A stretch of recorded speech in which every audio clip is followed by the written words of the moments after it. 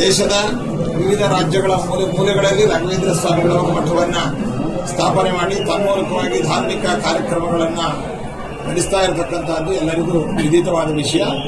ಪ್ರಕೃತ global reach program ಅನ್ನುವಂತಹ ಒಂದು ಕಾನ್ಸೆಪ್ಟಿನಿಂದ ವಿಶ್ವದ ಎಲ್ಲೆಡೆಯಲ್ಲಿಯೂ ಕೂಡ ರಾಘವೇಂದ್ರ ಸ್ವಾಮಿಗಳವರ ಪ್ರಾರ್ಥನಾ ಮಂದಿರ, ಮಠಗಳು, ಅದೇ ರೀತಿಯಾಗಿ ಅಲ್ಲಿ ಧ್ಯಾನ ಕೇಂದ್ರ ಮೊದಲಾದವುಗಳನ್ನು ಸ್ಥಾಪನೆ ಮಾಡಬೇಕು ಅನ್ನುವಂತಹ ಒಂದು ಕಾನ್ಸೆಪ್ಟಿನ ಹಿನ್ನೆಲೆಯಲ್ಲಿ ಈಗ ದುಬೈಯಲ್ಲಿ ಮಂತ್ರಾಲಯ ರಾಘವೇಂದ್ರ ಸ್ವಾಮಿಗಳವರ ಶಾಖಾ ಮಠವನ್ನು ಸ್ಥಾಪನೆ ಮಾಡಬೇಕು ಅಂತ ಅಲ್ಲಿಯ ಭಕ್ತರೆಲ್ಲರೂ ಕೂಡ ತುಂಬಾ ಉತ್ಸಾಹ ಮತ್ತು ಭಕ್ತಿಯಿಂದ ಆ ವಿಷಯವನ್ನು ನಮ್ಮ ಮುಂದೆ ಇಟ್ಟಿದ್ದಾರೆ.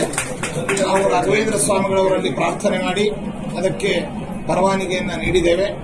ಅದಕ್ಕೆ ಸಂಬಂಧಪಟ್ಟಂತಹ ಸ್ಥಾನಿಕವಾಗಿ ಲೋಕಲ್ ಅಲ್ಲಿ ಒಂದು ಕಮಿಟಿಯನ್ನು ಮತ್ತು ಅದಕ್ಕೆ ಬೇಕಾದ ಎಲ್ಲ ರೂಪರೇಖೆಗಳನ್ನು ಸದ್ಯದಲ್ಲಿಯೇ ಅವರಿಗೆ ನಾವು ರವಾನಿಸ್ತೇವೆ. ಈ ವಿಚಾರವಾದಾಗಿ ನಮ್ಮ ಚಿರಂಜೀವಿಯಾದಂತಹ ಪುನಾ ನಿವಾಸಿಯಾದಂತಹ ವಿದ್ವಾನ್ ದತ್ತಾಜಿ ಸಮಗ್ರ ಋಗ್ವೇದವನ್ನು ಮಂತ್ರಾಲಯ ಪಾಠಶಾಲೆಯಲ್ಲಿ ಅಧ್ಯಯನ ಮಾಡಿರತಕ್ಕಂತಹ ದತ್ತಾಜಿಯನ್ನ ನಮ್ಮ ರೆಪ್ರೆಸೆಂಟೇಟಿವ್ ಆಗಿ ನಾವು ಅವರನ್ನು ಡೆಪ್ಯೂಟ್ ಮಾಡಿದ್ದೇವೆ. ಅವರು ಕಾಲಕಾಲದಲ್ಲಿ ಎಲ್ಲರಿಗೂ ಮಾರ್ಗದರ್ಶನವನ್ನು ಮಾಡ್ತಾರೆ. ಬೇಗ ದುಬೈಯಲ್ಲಿ ರಾಘವೇಂದ್ರ ಸ್ವಾಮಿಗಳವರ ಮಠ ಅನ್ನುವಂಥದ್ದು ಬರುತ್ತೆ ಅಂತ ಈ ಸಂದರ್ಭದಲ್ಲಿ ತಿಳಿಸ್ತಾ ಇದ್ದಾರೆ.